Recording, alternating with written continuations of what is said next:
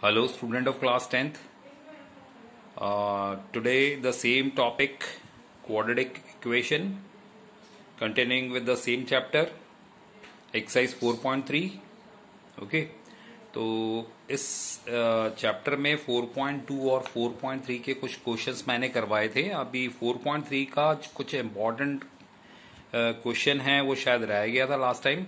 तो question number 1 जो है कंप्लीटिंग स्क्वायर मेथड से रूट फाइंड करना क्वाड्रेटिक इक्वेशन का, ठीक है.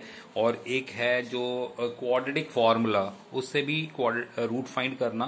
ये दोनों मेथड से कैसे होता है मैं वो आपको इसमें एक्सरसाइज में समझा रहा हूं. तो आप देखो question number 1, find root of the quadratic equation by completing the square method. Completing square method से रूट फाइंड करना क्वाड्रेटिक इक्वेशन का, ठीक है.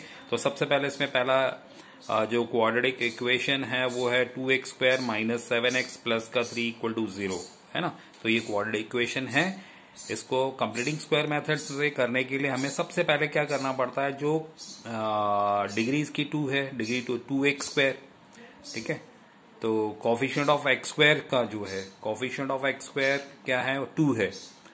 तो इसको आपको फ्री करना है. तो इसको फ्री करने के लिए पूरे इक्वेशन को किससे डिवाइड करना पड़ेगा, 2 से डिवाइड करना पड़ेगा, क्योंकि x स्क्वायर के साथ जो इसका कोफिशिएंट है 2 है. तो इसको फ्री करने के लिए 2 से हमने डिवाइड कर दिया पूरे इक्वेशन को. यहाँ पे मैंने लिख भी दिया है डिवाइड इक्वेशन बाय 2. अगर यहाँ पे 4x स्क्वायर होता तो 4 से पूरे को डिवाइड करते हैं. यहाँ 2 है तो 2 से डिवाइड किया, ठीक है. तो हमने 2 से डिवाइड कर दिया तो ये आपके पास ये इक्वेशन बन गया. ये फर्स्ट स्टेप में आपको क्या करना, बस आपको जो भी एक्स स्क्वायर का कोफिशिएंट है उसी से उसको डिवाइड करना है. ओके, तो ये पूरा इक्वेशन फर्स्ट स्टेप में हो गया. तो सेकंड स्टेप में हमें क्या करना है, जब हमने कर लिया तो सेकंड स्टेप में हमें कांस्टेंट टर्म, इसमें कांस्टेंट टर्म क्या है, 3/2. तो 3/2 को हमें ट्रांसफर करना है लेफ्ट हैंड साइड से राइट हैंड साइड में. तो ये कितना -3/2 हो गया. ये ट्रांसफर कांस्टेंट टर्म मैंने लिख भी दिया इसमें, राइट. अब उसके बाद जो थर्ड स्टेप है उसमें आपको बहुत इंपॉर्टेंट चीज है, आपको लिखना भी पड़ेगा. Add half of square of middle term to both side. मतलब आपका जो मिडिल टर्म है ये फर्स्ट टर्म है, ये कोफिशिएंट ऑफ x है, ये कांस्टेंट टर्म है. जो मिडिल टर्म है उसका हाफ करना है और उसका स्क्वायर भी करना है. तो यहाँ पे देखो मिडिल टर्म -7/2 है. इसमें x नहीं, वेरिएबल आपको यूज नहीं करना है. -7/2 मल्टीप्लाई बाई 1/2, मतलब हाफ कर दिया इसको हमने. हाँ, हाफ से मल्टीप्लाई करके हाफ कर दिया. हाफ करने के बाद -7/4 आ गया, 2 2 ज़ार 4. अब जो आया उसका फिर स्क्वायर करना है. तो स्क्वायर करेंगे तो हमारे पास क्या है, 49/16 आ गया. जो हमने यहाँ पे लिखा था वही क्या लिखा है, add half of square of middle term to both side. तो मिडिल टर्म का हाफ कर दिया, उसका स्क्वायर कर दिया, ये आ गया. अब इस जो इक्वेशन है दोनों तरफ ऐड कर देना है, एलएचएस में भी और आरएचएस में भी. तो हमने देखो यहाँ पे क्या किया, x स्क्वायर -7/2x प्लस 49/16 जो ये आया था. इस फिर यहाँ -3/2 है तो -3/2 प्लस 49/16, मतलब इधर भी और इधर भी दोनों तरफ 49/16 ऐड कर दिया है, ठीक है. ओके, अब एक ट्रिक है, वो ट्रिक से आपको क्या करना है. देखो यहाँ पे इक्वेशन जो बना है, equation is x square -7/2x plus 49/16. तो वेरिएबल क्या यूज हो रहा है, x यूज हो रहा है, तो x आप लिख दो. ओके तो ये आईडी कौन सी लग रही है, देखो, ठीक है, a square -2ab plus b square. तो a माइनस b का होल स्क्वायर हो रहा है, वो वाली आईडी लग रही है. तो इसमें वेरिएबल जो है यूज हो रहा है वो x है, तो x हमने लिख दिया. और इसका जो मिडिल टर्म का हाफ किया था, तो मिडिल टर्म का हाफ करने पे क्या आया था, -7/4. तो आप -7/4 लिखेंगे और उसका अगर आप स्क्वायर करेंगे तो ये इसका स्क्वायर, मतलब x -7/4 का अगर स्क्वायर करेंगे तो ये पूरा यही टर्म आ जाएगा.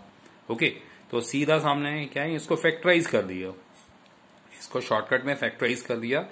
और इक्वल टू इसको अगर हम एलसीएम लेंगे तो 16 24 प्लस 40, इसको एलसीएम से सॉल्व कर लिया. तो x -7/4 का whole square is equal to 49 - 24, तो 25/16.